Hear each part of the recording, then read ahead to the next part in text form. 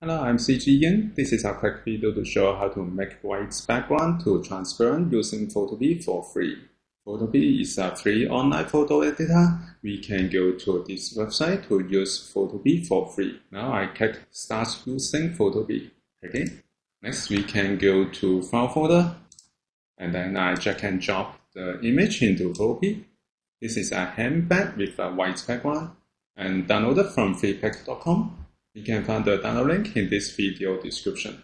I choose an image that is easy to remove the white background. Firstly, we can go to Layers, make sure that we select the layer that we want to remove the white background, and then we can go to use the Magic Wand, okay, and we can find Magic Wand here.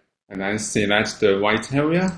We can use Shift to add select the white background. Something like this. So we select all the white background, and then we can have two ways to make it transparent. The first way, we can press Delete to remove the background permanently. I press Ctrl Z. The alternative, we can use Mask. I select the background layer, and then go to bottom. We can find Add Raster Mask and click it. And I press Ctrl I to invert the mask.